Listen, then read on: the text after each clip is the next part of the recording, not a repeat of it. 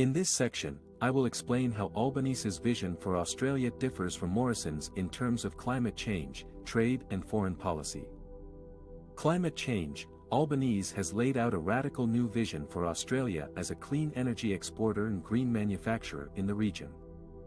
He has proposed to use Australia's wealth of renewables to drive deeper involvement in our region and create a green economic boom through the manufacture of electrolyzers, green steel, green cement and green fertilizer. He has also supported renewable megaprojects such as Sun Cable and the Asian Renewable Energy Hub, which aim to export clean power to energy-hungry countries like Singapore and Indonesia. In contrast, Morrison was reluctant to commit to a net-zero emissions target by 2050 and favored a gas-led recovery from the pandemic. He also faced criticism for his lack of leadership and ambition on climate action at home and abroad. Trade. Albanese has unveiled his vision for high-speed rail in Australia, in a recent meeting with Japanese Prime Minister Fumio Kishida. He has spoken about the prospect of a collaboration with Japan to fulfill the rail plan for the east coast of Australia, which would span from Brisbane to Melbourne. He has also expressed his interest in strengthening trade ties with India, China, Korea and Indonesia, as well as Pacific nations. He has argued that Australia needs to diversify its export markets and products, and not rely on fossil fuels alone.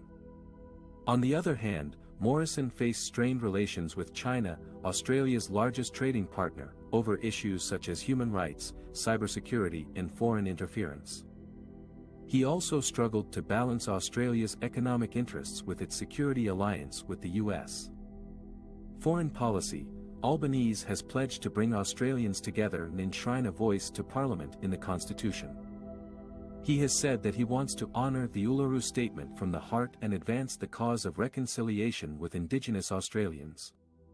He has also vowed to revive the arts, entertainment and cultural sectors, which he said are vital for Australia's soft power and international reputation. Moreover, he has advocated for a more constructive and respectful engagement with our neighbours in the Indo-Pacific, especially on issues such as climate change, human rights and regional security. In comparison, Morrison was accused of neglecting the arts sector during the pandemic and failing to adequately support Indigenous Australians. He also faced challenges in managing Australia's relations with countries such as France, Indonesia and Malaysia over various disputes.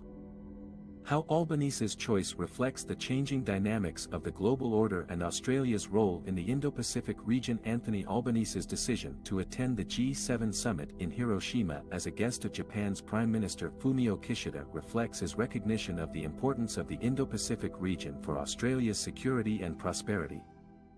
The Indo-Pacific is a term that encompasses the vast maritime space stretching from the eastern Indian Ocean to the Pacific Ocean, connecting the major economies and strategic players of Asia, Oceania, and North America. It is a region where Australia has vital interests and deep ties, as well as growing challenges and opportunities. One of the main challenges facing the Indo-Pacific is the rise of China and its assertive behavior towards its neighbors, especially in the East and South China Seas, where it has territorial disputes with Japan, Taiwan, Vietnam, the Philippines, and others. China's military modernization, economic coercion, and diplomatic influence have raised concerns about its intentions and impact on the regional order. The United States, Australia's most important ally and security partner, has responded by reaffirming its commitment to defend its allies and uphold a free and open Indo-Pacific based on international law and norms. Another challenge is the threat of nuclear weapons proliferation and instability in the region. North Korea continues to develop its nuclear and missile capabilities despite international sanctions and diplomatic efforts. Russia has recently invaded Ukraine and threatened to use nuclear weapons if NATO intervenes. Iran has resumed its uranium enrichment activities in violation of the 2015 nuclear deal. These developments pose serious risks to global peace and security, as well as to Australia's interests in preventing a nuclear war or a nuclear arms race. Albanese's choice to attend the G7 summit in Hiroshima also reflects his awareness of the opportunities for cooperation and partnership in the Indo-Pacific. The G7 is a group of 7 wealthy democracies that share common values and interests in promoting global governance, trade, development, health, climate action, and human rights. By inviting Australia and other like-minded countries such as India, South Korea, South Africa, Indonesia, and Singapore to join the summit, Japan aims to expand the G7's role and relevance in addressing the challenges and opportunities in the Indo-Pacific. One of the key opportunities for cooperation is the advancement of a new treaty to ban nuclear weapons. The Treaty on the Prohibition of Nuclear Weapons, TPNW, is a landmark agreement that entered into force in January 2021. It prohibits the development, testing, stockpiling, use, or threat of use of nuclear weapons by its signatories.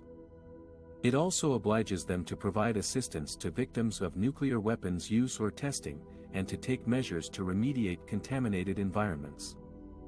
The treaty has been endorsed by 86 countries so far, but none of them are nuclear-armed states or their allies. Australia has not signed or ratified the TPNW, despite its long-standing support for nuclear disarmament and non-proliferation. The Australian government argues that the treaty is inconsistent with its alliance obligations under ANZUS and its reliance on US extended nuclear deterrence for its security. However, Albanese has expressed his support for joining the treaty in 2018 when he was the opposition leader.